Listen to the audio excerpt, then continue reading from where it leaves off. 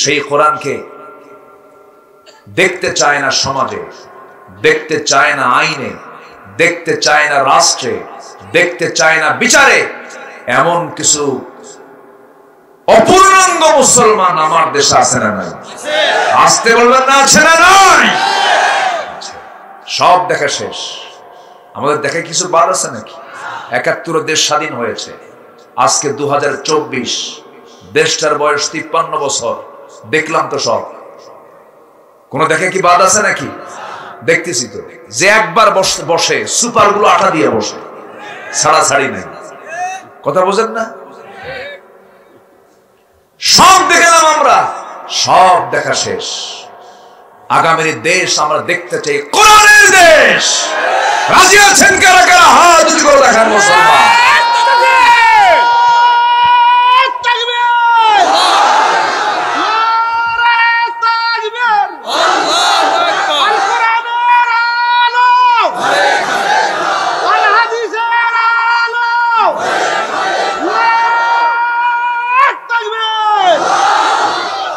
আল্লাহ কবুল করুন।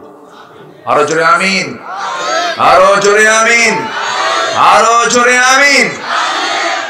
আমার দেশের সমাজ অমুসলিম সমাজ না মুসলিম সমাজ? বলেন, অমুসলিম না মুসলিম? মুসলমান কত পার্সেন্ট? 90 থেকে 95% মুসলমান। তাহলে আমাদের দেশের সমাজ বলতে আমরা মুসলিম সমাজই বুঝি। কিছু আছে উপজাতি, কিছু আছে বৌদ্ধ, হিন্দু, খ্রিস্টান, কিছু আছে, কিন্তু মুসলিম সংখ্যা গরিষ্ঠ, বাকি সব সংখ্যা লঘু। এই 95% 90% মুসলমানের এই দেশে আমরা মুসলিম সমাজ আমরা বলতে পারি, কিন্তু আমরা কি বলতে পারি এটা ইসলামী সমাজ?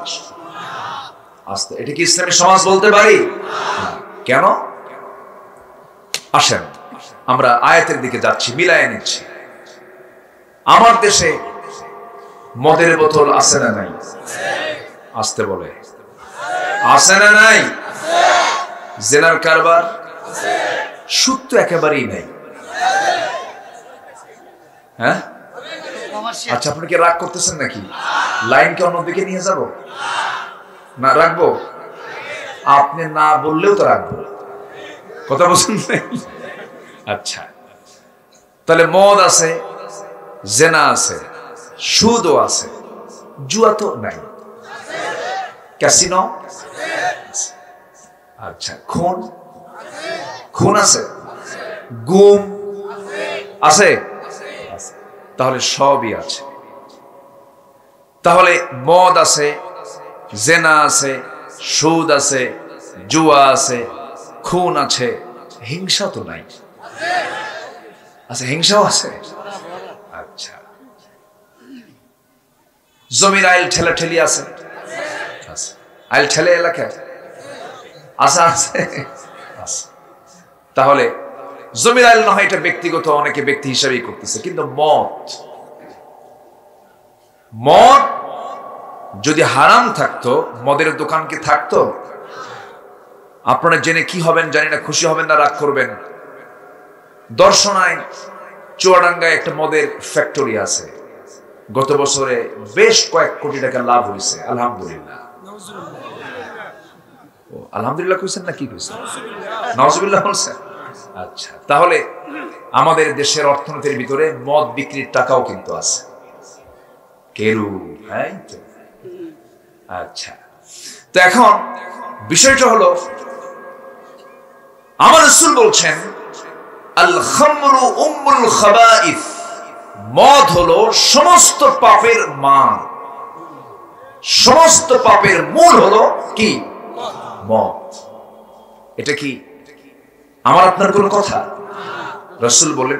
আল্লাহ কি বলছেন দেখেন মদের ব্যাপারে, যে মদ আমার দেশে সংসদে তেলাওয়াত দিয়ে অধিবেশন শুরু করেই মদের আইন পাস করে। কি সুন্দর সিস্টেম, তাই না? আল্লাহ রাব্বুল আলামিন মদের ব্যাপারে কি বলছেন? ইন্নামাল খামরু ওয়াল মাইসিরু ওয়াল আনসাবু ওয়াল আজলামু রিজসুম মিন আমালিশ শাইতান ফাজতানিবুহু। জোরে বলুন আল্লাহু আকবার। মদ, জুয়া, এই সমস্ত কারবার হলো সম্পূর্ণ শয়তানের কাজ। এগুলো থেকে নিজেকে গুটে রাখো। মদ এমন একটা গুনার নাম, এমন একটা পাপের নাম, সমস্ত পাপকে মদ টেনে আনে। কারণ মদের ফলাফল হলো মদ্যপান করলে তাল না মাতাল, আসতে বলবেন না, তাল না মাতাল। যে মদ্যপানের মধ্য দিয়ে নিজের মেয়ে কোনটা বউ কোনটা বুঝতে পারে না, কি ঠিক কিনা বলেন? মেয়ে বোঝা যায় না, বউ বোঝা যায় না, মাতাল হয়ে যায়। মদের ফলাফল হলো সে মাতাল, মস্তিষ্ক বিকৃত হয়ে গেল। আল্লাহ রাব্বুল আলামিন বহু কারণে মদকে হারাম করে দিয়েছেন। এক নাম্বার কারণ হলো সে মাতাল হয়ে যায় এবং সমস্ত পাপের টাম্মা। একটা উদাহরণ দিলে স্পষ্ট হয়ে যাবে। কোন এক আল্লাহওয়ালা একটা নগরে বসবাস করতেন, শহরে বসবাস করতেন। ওই শহরে একজন জঘন্য নারী, পতিতা নারীর বসবাস ছিল। ওই পতিতা নারী মনে মনে চিন্তা করলো, বহু পুরুষের জীবন নষ্ট করেছে, এই আল্লাহওয়ালাকে টার্গেট করবো, এর জীবনটা নষ্ট করার জন্য চেষ্টা চালাবো। প্ল্যান করে তাকে ফুসলায় ঘরের মধ্যে পর্যন্ত তুলে ফেলে দিয়েছে। তুলে ফেলে বলছে, শোনো, আমি কিন্তু জানাতেন মহিলা নই, আমি হলাম এই শহরের পতিতা নারী। তোমাকে টার্গেট করে ফেলেছি। আমি তোমার জন্য 3টা অপশন খুলে রাখলাম। নাম্বার 1 মদের বোতল, নাম্বার 2 হলো তোমার জন্য রেখে দিয়েছি এই যে শিশুটা, আর নাম্বার 3 হলাম আমি। মদের বোতল থেকে মদ খাবে, আমি তোমাকে ছেড়ে দেব, অথবা আমার সঙ্গে জেনা করতে হবে, নচেত এটাও যদি না করতে চাও শিশুকে খুন করতে হবে। 3টা অপশন তাকে দেওয়া হলো। এই 3টার একটা যদি না করো, আমি এমন চিল্লান মারবো, গোটা নগরবাসী আমার ঘরে চলে আসবে, তোমার সম্মান শেষ হয়ে যাবে। এত বড় চাপের মধ্যে যখন ফেলে দিয়েছে, সে আল্লাহওয়ালা মনে মনে চিন্তা করে, খুন তো করাই যাবে না, জেনা করলে ঈমান থাকে না। মদের বোতলের দিকে চেয়ে থেকে ভাবতেছে, অন্তত একটা বোতল থেকে একটা ঢোক মারলে দেখি যদি এখান থেকে নাজেদি পেয়ে যাই। যখন বোতলের মুখটা খুলে একটা ঢোক যখন মেরে দিয়েছে, মাতাল হয়ে গেছে। মাতাল হলে জেনা হয়, মাতাল হলে খুন হয়, ঠিক কিনা? তাহলে মদ আছে যেখানে, জেনা আছে সেখানে, জেনা আছে যেখানে, খুন আছে সেখানে, ঠিক কিনা? আজকে এগুলোকে প্রমোট করা হয়। যুবকরা, ওই নেতৃত্বের মুখে থুতু মারো যে নেতা তোমার হাতে মদের বোতল তুলে দিতে চায়। যুবকরা, তুমি একটা বাংলাদেশ, এটা মাথায় রাখবা। তুমি জেগে উঠলে দেশ জেগে উঠবে। এই দেশকে, এই দেশের কৃষকরা পিছায় দেয়নি, এই দেশকে কোন শ্রমিকরা পিছায় দেয়নি, এই দেশকে কোন প্রবাসী পিছিয়ে দেয়নি। কৃষক অশিক্ষিত, শ্রমিক অশিক্ষিত, প্রবাসী বছরের পর বছর দেশ থেকে বউ বাচ্চার মায়া ত্যাগ করে, বাপ মার চেহারা না দেখে কি খাটানিগুলো তারা দেয়, প্রবাসে গিয়ে রক্ত পানি বানায় ফেলে দেশে রেমিটেন্স পাঠায়। এরা হলো অশিক্ষিত। আর এরা যখন দেশকে এগিয়ে দিচ্ছে, দেশকে পিছায় দিচ্ছে কারা? ওই সমস্ত শিক্ষিত নামের কলম চোরেরা, যারা কোরআনকে, সমাজকে, কোরআন দিয়ে সমাজকে গড়তে চায় না, ঠিক কিনা? কষ্ট পাচ্ছেন? কথা বলবো? কোন সমস্যা, কোন টেনশন? সম্মানিত ভাইরা, একটু মনোযোগ দিয়ে কথাগুলো শুনুন। আজকে আমার কথাগুলো অনেকের গায়ে লাগতে পারে, গায়ে লাগলে আমার তো কোনো যায় আসে না। আমি তো আমার বাপের কথা বলতে আসিনি, আমি বলতেছি কোরআন থেকে কথা, ঠিক কিনা? কোরআনের কোন আয়াতে আপনি দেখবেন যে মদ জায়েজ আছে? তাহলে কোরআনের যে আয়াতে বলা হচ্ছে, কোরআন বলে দিচ্ছে মদ হারাম। আপনি যদি বলেন আপনি এই বিষয়ে কথা বলবেন না, আপনি কোরআনের বিরুদ্ধে অবস্থান নিচ্ছেন, আপনাকে আমরা ছাড়বো না। আজকে যুবকরা শেষ হয়ে গেল। ইয়াবা ট্যাবলেট হাতে তুলে দেয়, ফেন্সিডিল তুলে দেয়। আমি কি ভুল বলছি? আমি কি ভুল বলছি? একটা জাতির ধ্বংসের জন্য যুবকদেরকে টার্গেট করলে হয়ে যায়। যুবকরা আজকে মাদকাসক্ত। এর মধ্যে আবার কোরআন তো নাই, সিলেবাস কারা কি করছে আল্লাহই জানে। হ্যাঁ, আমরা জানি পুরুষ আর নারী এটাই হলো পৃথিবীর ন্যাচারাল। পুরুষ এবং নারী থেকে আদম এবং হাওয়া থেকে পৃথিবীতে সমস্ত মানুষের আগমন। মিন যাকারিন ওয়া উনসা ওয়া জাআলনাকুম শুউবান ওয়া ক্বাবাইলা লিতাআরাফু। কিন্তু এখন মেল ফিমেল সাথে আবার ট্রান্স জেন্ডার, ট্রান্স জেন্ডার মানে ট্রান্স, ও মানে ও থাকবে না, পুরুষও থাকবে না, মহিলাও থাকবে না, ও আলাদা জাত থাকবে। ওই আলাদা জাত যেটা ট্রান্সজেন্ডার, ওদেরকে ভিন্ন গ্রহে পাঠায় দিয়া ওই জায়গায় ওরা খাক, পুরে মরুক, ওদের তো বাচ্চা কাচ্চা হবে না। এগুলো কি শেখানো হচ্ছে? আচ্ছা, ফিলিস্তিন বন্ধু না ইসরায়েল বন্ধু আমার, বলেন তো? বলেন, ফিলিস্তিন আমার ভাই না ইসরায়েল আমার ভাই? তাহলে ক্লাস 9-10 এর সিলেবাসে কেন সামাজিক বিজ্ঞান বইয়ের মধ্যে ইসরায়েলের মানচিত্র দেখানো হলো? উচিত ছিল ফিলিস্তিনের মানচিত্র দেখানো। কয়টা বলবো? সর্বাঙ্গে ব্যথা, ওষুধ দেব কোথা? বহু কথা।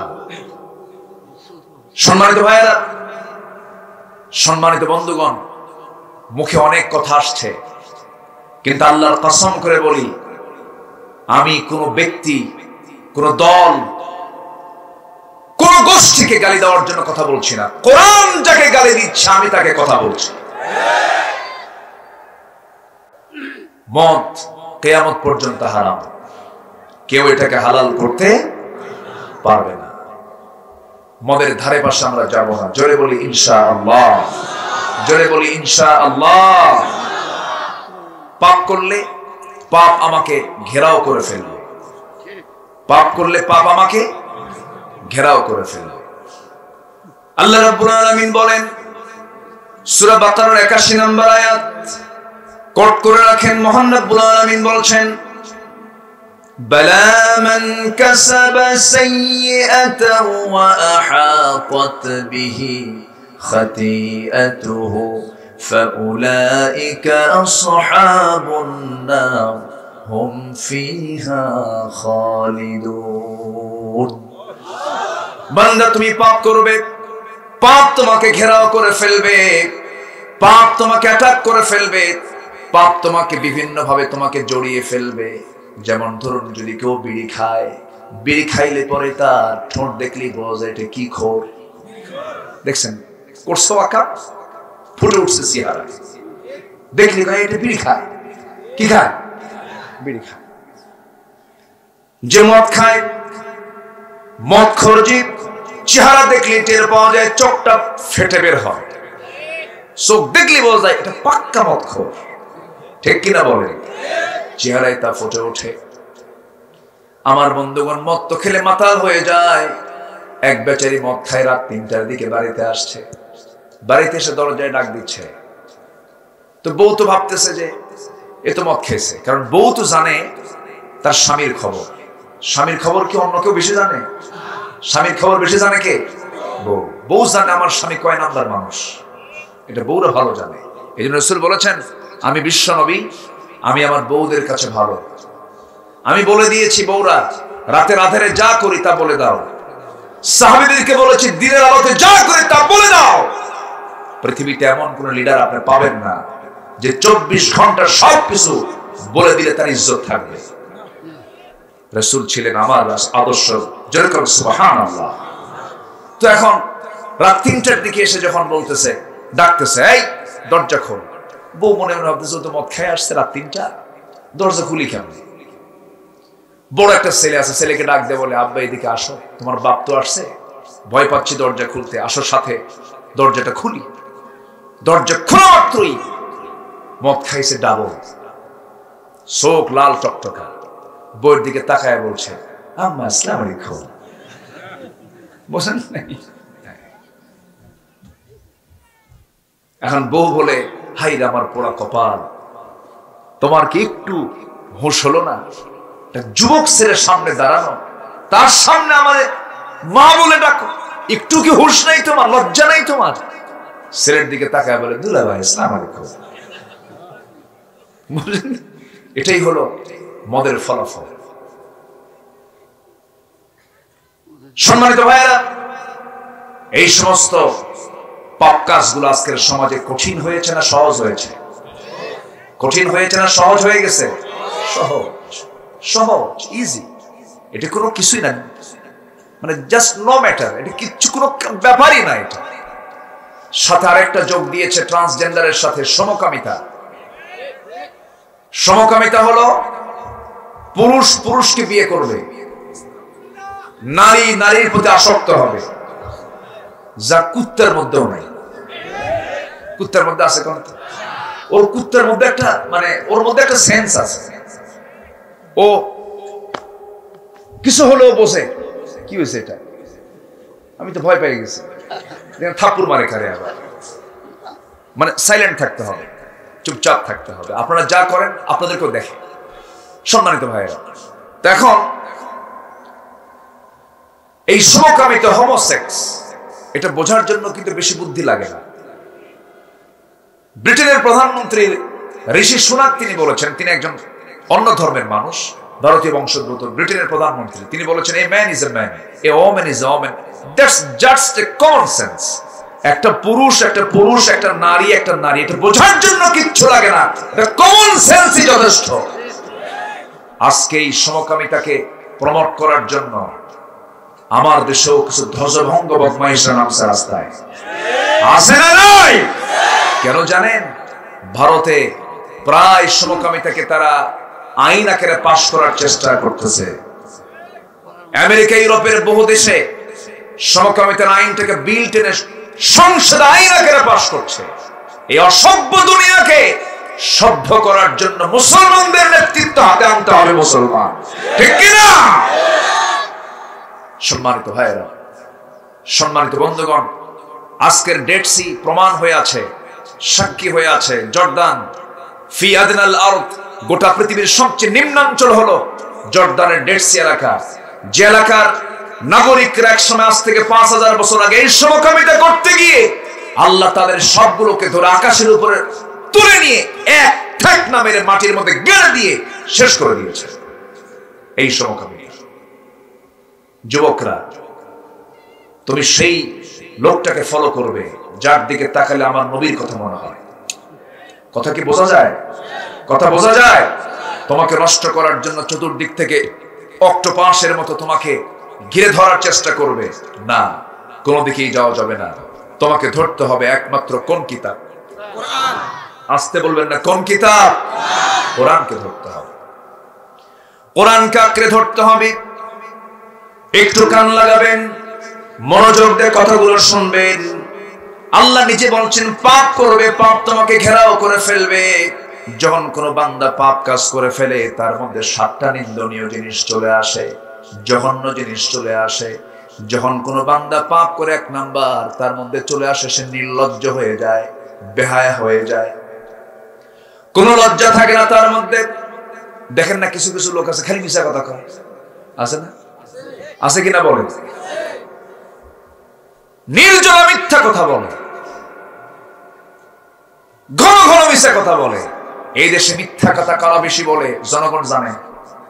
জানে না? জনগণ জানে না? যারা বেশি মিথ্যা কথা বলে তারাই নেতৃত্ব দেয়। ঘন ঘন মিথ্যা কথা বলে, যা মুখে আসে তাই বলে। সম্মানিত ভাইয়েরা, সম্মানিত বন্ধুগণ, যখন মানুষ পাপ করে ওর মধ্যে কোনো লজ্জা থাকে না, বেহায়া হয়ে যায়। নাম্বার 2 হলো সৌন্দর্য নষ্ট হয়ে যায়। নাম্বার 3 হলো রোগাক্রান্ত হয়ে পড়ে। পাপ করবে, রোগ ছড়বে। এটা কার কার ফয়সালা? আজকের দুনিয়ায় রোগী কম না রোগী বেশি? রোগী কম না রোগী বেশি? আমার দাদার যুগে কি এত রোগী ছিল? এখন এত আধুনিক প্রযুক্তি আসার পরে রোগীর পরিমাণ বেশি। নাম্বার 4 হলো রিজিক বরকত শূন্য হয়ে যায়। যখন কেউ পাপ কাজে যাবে রিজিকের মধ্যে কোনো বরকত থাকবে না। হাজার হাজার কোটি টাকার মালিক হবে, কিন্তু বাড়িতে যায় দেখবে বউ আরেকজনের সঙ্গে লাইন মারতেছে। মেয়ের বালিশের নিচে হাতায় দেখবে ইয়াবার ট্যাবলেট। ছেলের বালিশ টান দিয়ে দেখবে পিস্তল। ছেলেকে বলবে, এই শিপন পিস্তল কেন? ছেলে পিস্তলটা নিয়ে বাবার মাথায় লাগায় বলবে, বেশি কথা বলবি না, খাইয়া ফেলাম। কি কথা কি বুঝতেছেন আপনারা?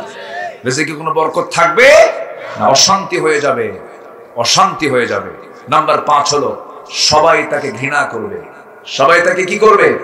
ঘৃণা করবে। কিন্তু ওই যে সামনে আসলে ভয়ের ঠেলে একটু সালাম দেয়, মনে মনে তুই মরবি খুব। কথা বোঝেন নাই? জনগণ যদি সুযোগ পাইতো, জনগণ যদি সুযোগ পাইতো কাবাব আর সালাদ বানায় ছাড়তো, ঠিক কিনা? নাম্বার 6 হলো যখন কেউ পাপ করে তখন তার অন্তরটা কালো হয়ে যায়। অন্তরটা কি হয়? কালো হয়, দয়া মায়া থাকে না।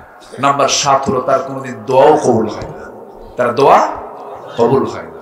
আমরা পাপের কাছে যাব না, আসতে বলবেন না, পাপের কাছে যাব না, পাপের কাছে যাওয়া যাবে না। 2 রাকাত 4 রাকাত নফল নামাজ মিস হয়ে গেল, তাহাজ্জুদ মিস হয়ে গেল, সুবহানাল্লাহ আলহামদুলিল্লাহ কিছু মিস হয়ে গেছে, এটা বড় ধরনের কোনো ক্ষতি নয়। কিন্তু আপনি বড় গুনাহ থেকে নিজেকে বাঁচাতে পেরেছেন, এটা আপনার জন্য বড় অর্জন।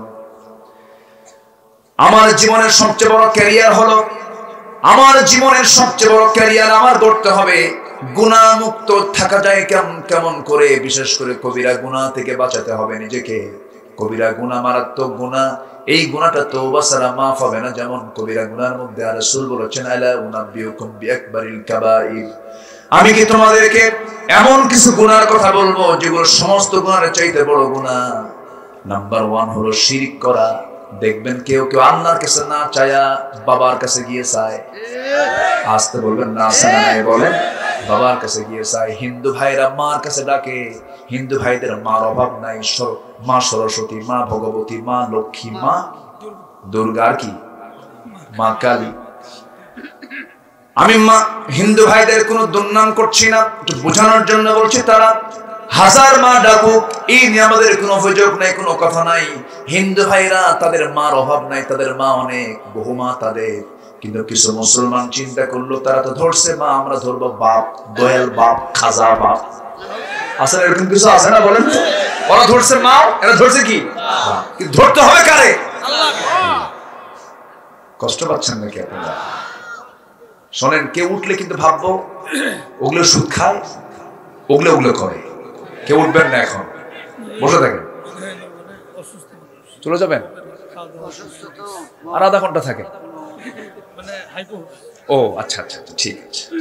না, উনি অসুস্থ, ওনার হার্টের অপারেশন করা আছে, যে আপনাকে ছুটি দিলাম, যে ইনশাআল্লাহ। তো আপনারা আবার যাবেন নাকি? আপনারা আছেন তো ইনশাআল্লাহ? এই চেয়ারটা ফিল আপ করেন, বসেন। হ্যাঁ জি ভাই, বসে পড়েন।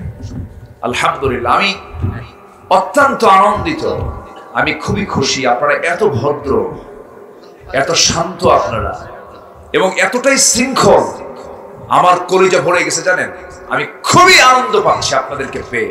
আলহামদুলিল্লাহ, জোরে বলি আলহামদুলিল্লাহ। আমার কথা বুঝতে কারো কষ্ট হচ্ছে না তো? কষ্ট হওয়া মাত্রই বলবেন, আমি দোয়া করে দেব। আমি আলোচনা চালাবো তো ইনশাআল্লাহ। আমার দিকে তাকান। হ্যাঁ, তাহলে হিন্দু ভাইরা ধরেছেন মা, আর আমাদের মধ্যে কিছু মুসলমান ধরছে কি? বাবা। বাবাও ধরা যাবে না, মাও ধরা যাবে না। ধরতে হবে কাকে? আজ চাইতে হবে কার কাছে? জুতার ফিতা ছিললেও বলবো কাকে? বলেন কাকে? কাকে বলবো? আল্লাহকে বলবো। ইন্না লিল্লাহ। আমার বন্ধুগণ, সব চাও আমরা আল্লাহর কাছে চাবো, আল্লাহ ছাড়া কারো কাছে বলবো না। কোনো হারাম কাছে যাব না, শিরকের কাছে যাব না, বিদআতের কাছে যাব না। দেখবেন কিছু কিছু লোক আছে, সামনে মাজার দেখলে পরেই মাথা খারাপ হয়ে যায়। ট্রাক নিয়ে যাচ্ছে, হঠাৎ করে হেল্পার ড্রাইভারকে বলে, বস থামেন। মাজার শরীফ কসকস 100 টাকার নোট দিয়া বলল, এখন আমরা মুক্ত কেন, আর কোন অ্যাক্সিডেন্ট হবে না। যেরকম নাউজুবিল্লাহ। হেফাজত করার মালিক কি দরবার না আল্লাহ? হেফাজত করার মালিক কে? টাকার প্রয়োজন কি মরা মানুষের না জিন্দা মানুষের? তখন শুয়ে আছে কে? মরা না জিন্দা? মরা মানুষের আপনার কি লাগবে? ভাইরে, আমি করজোরে মিনতি জানাই, কেউ আমাকে মন খারাপ করবেন না। আমি যা বলছি কোরআনকে সামনে রেখে। আমি নিজে গেছি মদিনায়, আমার নবীর মদিনার কবরের সামনে। আমার নবীর কবরের চাইতে কি উন্নত কবর, সম্মানজনক কবর কি পৃথিবীতে কারো থাকতে পারে? সে জায়গায় কোনো সেজদা নাই, কোনো দোয়া নাই। হাত তুললি বলা হয় এইদিকে কেন হাত ঘুরাও, আল্লাহর দিকে চাও। আমার নবীও চেয়েছেন কার কাছে? কার কাছে? আল্লাহর কাছে। আমি পীর বিরোধী না, আবার ভুল বুঝবেন না। আমি যিনি হক্কানি পীর, আমি তাকে ভালোবাসি। গতকাল আমার মাহফিল ছিল সিলেটে, শাহজালাল ইয়ামিনী শুয়ে আছেন সেখানে। তিনি রাজা গৌর গোবিন্দকে পরাজিত করেছেন, গোটা সিলেটকে শিরক মুক্ত করেছেন। রাজশাহীতে শুয়ে আছেন শাহ মাকদুম রহমতুল্লাহ আলাইহি, খুলনায় শুয়ে আছেন খান জাহানী রহমতুল্লাহ আলাইহি, বগুড়ার মহাস্থানগড়ে শুয়ে আছেন শাহ সুলতান বলখি রহমতুল্লাহ আলাইহি। রাজা পরশুরামকে জাহান্নামে পাঠায়া দিয়া গোটা অঞ্চলকে কালিমার পতাকা উড্ডীন করেছেন তারা। মঈনুদ্দিন চিশতি রহমতুল্লাহ আলাইহি রাজা পৃথ্বীরাজকে পরাজিত করেছেন। এক হাতে নিয়েছেন কোরআন, আরেক হাতে নিয়েছেন তরবারি, কালিমার পতাকা তারা উড্ডীন করেছেন। আর এখন গাজার গন্ধে দরবার শেষ। এত গাজা খায় মশা পর্যন্ত বিরক্ত। মশা কয় এত গাজা মানুষ খায়। মাথার চুলে জট পাকতে পাকতে মহাজট, ওর মধ্যে উকুন থাকতে থাকতে উকুন পর্যন্ত বিরক্ত। খায় কোন চুলে আসলাম যে চুলে তেলও নেই, খাবারও নেই। এই হলো মাথার চুল। মোষ দাড়ি একাকার, মোষও বড়, দাড়িও বড়, বগলের চুলও বড়, নিচের দিকে আর গেলাম না। আছে না নাই? গোসলও করা লাগে না, কিচ্ছু করা লাগে না। কিছু কিছু পাগল যে ওদের কাছে বলে, বাবা ও বাবা তোর বাপ নাই বাড়িতে? হ্যাঁ কি আসতে কোন জোরে কোন ঠিক কিনা? নিজের বাড়িতে বাপ নাই? এই পৃথিবীতে সবচাইতে বেশি দাম হলো আল্লাহর পরে নবীর পরে বাবা। জোরে কোন সুবহানাল্লাহ। আল্লাহর পরে নবীর পরে কে? বাবা। বাবার দাম সবচেয়ে বেশি, এরপরে মায়ের হকটা বেশি। জোরে কোন সুবহানাল্লাহ। আসল জায়গায় কোনো নক নাই, নকল জায়গায় চলে যায়। আব্বা একটা গ্রিন সিগন্যাল, আব্বার কাছে বলবেন, আব্বা দোয়া করবেন, সরাসরি আল্লাহ শুনবেন। মা কাছে বলবেন, মা দোয়া করবেন, সরাসরি আল্লাহ শুনবেন। 3 দোয়া মিস হয় না। কয় দোয়া? মুসাফিরের দোয়া, মজলুমের দোয়া, পিতামাতার দোয়া। হাদিস এটা। তো আপনি এর মধ্যে কি কোনো ন্যাংটা বাবা আছে?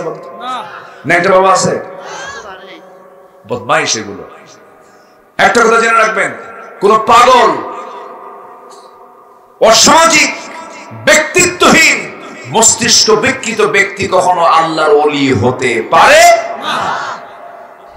কথা বোঝা গেল? হ্যাঁ, পাগল মানুষ কখনো আল্লাহ ওয়ালা হয় না। পাগল তো পাগলই, তার প্রতি কোনো হুকুমই নাই। সম্মানিত ভাইরা, তাহলে আমরা পাপের মধ্যে সবচেয়ে বড় পাপ যেটা শিরক, আমরা করব না। জোরে বলি ইনশাআল্লাহ। নাম্বার 2 রাসূল বলেন উকুকুল ওয়ালিদাইন, পিতামাতার সঙ্গে নাফরমানি করা। এমন সন্তান তো তার আসে নাই, আসতে অ্যাভেলেবল। এমন সন্তান কি হওয়া যাবে? বাবারা, মাকে কষ্ট দিবা না। মা হেরে গেলে আর পাওয়া যায় না। বাপকে কষ্ট দিবা না, হেরে গেলে আর পাবা না, কখনো পাবা না। পরে আফসোস করবা, আরে কি হারাইছি। এই যে বুড়ো চাচা বসে আছে যারা, আমার এই কথা শুনে তাদের চোখে কিন্তু পানি আসে। যারা বাপ হারাইছে তারা বুঝে কি সম্পদটা আমরা হারাইছি। পৃথিবীর কোথাও কেউ শেল্টার না দিলে বাপ শেল্টার। পৃথিবীর কোথাও জায়গা না হলে মা তাকে জায়গা করে দেয়। মা, বাপ। রাসূল বলেছেন, আমি আমার বাপকে দেখি নাই, আমি আমার মাকে প্রাপ্তবয়স্ক অবস্থায় দেখি নাই। কিন্তু সাহাবীরা, পৃথিবী থেকে যদি তুমি জান্নাতের সিগন্যাল নিয়ে যেতে চাও, বাপ মার মুখ থেকে সিগন্যাল নিবা, গ্রিন সিগন্যাল, দোয়া নিবা, তোমার জন্য জান্নাতের গ্রিন সিগন্যাল তুমি পেয়ে যাবা। জোরে বলুন সুবহানাল্লাহ। বাপ মা যদি দোষও করে, শক্ত ভাষায় সেই দোষ ধরাও জায়েজ না, কখনো না, কখনো। এখানে কোনো আইনই চলবে না, এখানে কোনো বিধানই চলবে না। এক সাহাবী মারা যাবেন, নবীজির জীবদ্দশায় ইন্তেকাল করবেন, মুখ থেকে কালিমা বের হয় না। মুখ থেকে, সাহাবী কিন্তু মুখ থেকে কালিমা বের হয় না। নবীজির কাছে সংবাদ গেল, নবীজি বলছেন, ও সাহাবীরা, ওই আমার প্রিয় আলকামার মা বেঁচে আছে নাকি বাপ বেঁচে আছে নাকি? হ্যাঁ বেঁচে আছে। তার মাকে ডেকে আনো। ডেকে আনা হলো, বলা হলো, আলকামার মা, আপনার মন খারাপ নাকি? কি হয়েছে? আপনার ছেলে তো অসুস্থ, সে মারা যাবে, আপনি মনক্ষুণ্ণ নাকি? সঙ্গে সঙ্গে আলকামার মা বলছে, আমার ছেলেটা খুব ভালো ছিল, কিন্তু বিয়ের পরে সে শুধু বইয়ের কথা শোনে, এমন সন্তান তো এখন নাই। আছে? হ্যাঁ হ্যাঁ আছে। বউ বড় না মা বড়? মাহফিলে মা বড়, আর বাড়িতে বউ বড়। ঠিক আছে না? সব জায়গায় খালি বয়সই বড়। রাগ করতেছেন আপনারা কথাগুলো বলে, না পেস্টাস লাগাই দিলাম আবার? এগুলো কথা কি বলার দরকার আছে? ভালো করে বলবেন, মা বড় না বউ বড়? সব সময়ের জন্য মা বড়, কোন সময়ের জন্য মা কি কোন লেভেলে নেওয়া যাবে না। মার সঙ্গে কোন তুলনাই চলে না। মা মার জায়গায়, বউটা বইয়ের জায়গায়, বইয়েরও দাম আছে। বউকে আপনি কাজের মানুষ মনে করবেন না। কিছু কিছু স্বামী আছে সকালেও থাপড়ায়, বিকেলেও থাপড়ায়, ছোট লোকের বাচ্চা। ঠিক কিনা? আছে না নাই? মায়েরা খুব খুশি হচ্ছে, ভালো করে রাখেন, আমার স্বামী মানুষ না। বউকে রাসূল মেরেছেন এমন কোন রেকর্ড নাই। কোনদিন বউয়ের গায়ে হাত দিয়েছেন এমন কোন রেকর্ড নাই। এমনও হয়েছে নবীজির সামনে একদিন আম্মা জান আয়েশা বলছেন, ইয়া রাসূলুল্লাহ, আমি আপনার বিরুদ্ধে বিচার দেব, বিচার ডাকবো। স্বামী স্ত্রীর মধ্যে গন্ডগোল লাগে না? লাগে তো। রাসূল বলেন, আচ্ছা তুমি বিচার ডাকো, কাকে ডাকবো? বিচারক কাকে বলবো? ওমরকে ডাক দিই। কেন? ওমরকে দেখলে ভয় লাগে। আব্বাকে ডাক দেন। আব্বাকে ডাকা হলো। রাসূল যখন শুনলেন আবু বকর বিচার করার জন্য আসতেছে, কিন্তু বিচারকের ভাব হবে সমস্ত কথাগুলো শোনার পরে রায় দেওয়া। কিন্তু বিচারক এমন বিচারক, ভিতরে ঢুকেই তিনি খুঁজতেছেন তার মেয়ে আয়েশাটা কোথায়, আজকে মেরেই ফেলবো রে। কথা বলছেন, মেরেই ফেলবো রে। সঙ্গে সঙ্গে ভয়ে আম্মা জান আয়েশা আমার নবীর পিছনে গিয়ে দাঁড়ায় আছেন রাসূলের হেল্প নেওয়ার জন্য। রাসূল বলছেন, আবু বকর, বিচারক তুমি মারতে আসো কেন? আগে বিচারটা করো। কেন? আজকে আমি ওকে মেরেই ফেলবো। রাসূল বলছেন, আয়েশা, তুমি আমার বিরুদ্ধে বিচার ডেকে তুমি আমার পিছনে দাঁড়ায় আছো কেন? সুবহানাল্লাহ। বিচার শেষ, বিচার শেষ। নবীজি ম্যানেজ করতেন, নবীজি গন্ডগোল লাগাতেন না। মেয়েরা একটু কথা বেশি বলে, মেয়েরা একটু ঘন ঘন কথা বলে, এটা পুরুষের মাথায় থাকতে হবে। মেয়েরা কথা বলবে সারাদিনে 5000 শব্দ, আর পুরুষরা কথা বলে দিনে 2000 শব্দ। কয় হাজার বেশি? 3000। কয় হাজার বেশি? মাথায় রাখতে হবে। বেগুন কিনছেন, বেগুন কেনার পরে যদি বর্ষাকালের বেগুনে পোকা কম হয় না বেশি হয়? বেশি হয়। বর্ষাকালের বেগুন কিনে নিয়ে বাড়িতে গেছেন, পচা বেগুন, পোকার ভিতরে টের পান নাই। বটিতে কুটতে নিয়ে যদি একবার পোকা বের হয়, বেগুনের তফসিল হবে 3 ঘন্টা একটানা। ঠিক আছে না? আল্লাহ তাআলা মেয়েদেরকে এরকম করে বানাইছে। মেয়েরা কথা বলে কেন বেশি? সন্তান লালন পালন করতে গেলে কথা বলার কম প্রয়োজন হয় না বেশি হয়? বড় কম হয় না বেশি হয়? এক কথা একবার বলতে হয় না, বারবার বলতে হয়। সন্তানকে করে নিয়ে বলে, আব্বা থামো, আব্বা থামো, ও ময়না, ও সোনা, ও আত্মা সোনা খায়। আবার বলে, আবার থামো, বারবার বারবার করে বলে। এই দায়িত্ব যদি কোনো বাপকে দেওয়া হয়, হয়তো বলবে একবার, বাবা থাম, থাম বাবা থাম, থাম। ঠিক আছে না? কি কথা কি বুঝতেছেন আপনারা?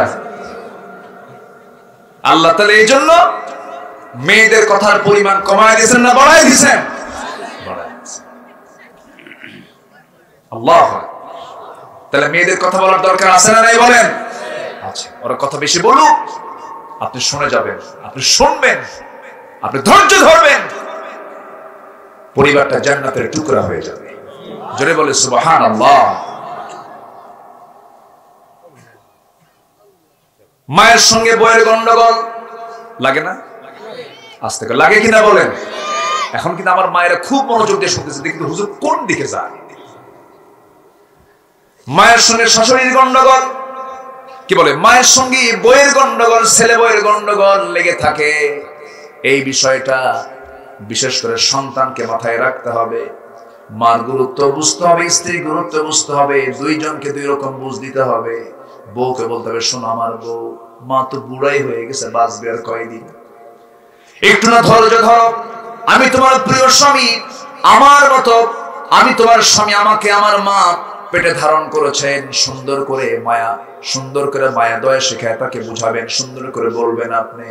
আবার মাকে বলবেন, মা আমি তোমাকে ডাকছি কখন মা বলে বলো। তোমার পেট থেকে জন্ম নিয়ে কি আমি তোমাকে না মা ডাকছি নাকি? না, তুমি আমার মুখে মা ডাকটা শুনছো কয়দিন পর বলো বাবা তুই কথাই বলতি না, 2.5 বছর পার হয়ে গেছে, এরপরে তুই আম্মা ডাকছিস। ও মা, আমি তোমার পেট থেকে জন্ম নিলাম, আমার এই দুনিয়াতে আসার পরে তুমি এত যত্ন করেছো, 2.5 বছর টানা সেবা করার পরে, যত্ন করার পর আমার মুখ থেকে একটা ডাক শোনাচ্ছ মা। কিন্তু আমার এই বউটা অন্য বাড়ি থেকে বাপ মা ছেড়ে সবকিছু ছেড়ে সে চলে আসছে আমার বাড়িতে। আজকে সেই দেখেই প্রথম দিন থেকে তোমাকে ডাক দিয়েছে মা। মা তুমি খুশি হও না কেন? বুঝায়া বলবেন, সব ঠান্ডা হয়ে যাবে। বলেন আলহামদুলিল্লাহ। ওয়াজের দরকার আছে না নাই? বলেন বাড়িতে ওয়াজের দরকার আছে না নাই? ওয়াজ না দেখলে পিটাবেন, কাম হবে না, বুঝাতে হবে। জোরে বলি ইনশাআল্লাহ, জোরে বলি ইনশাআল্লাহ। কোন মা বাবার সঙ্গে খারাপ আচরণ করা যাবে?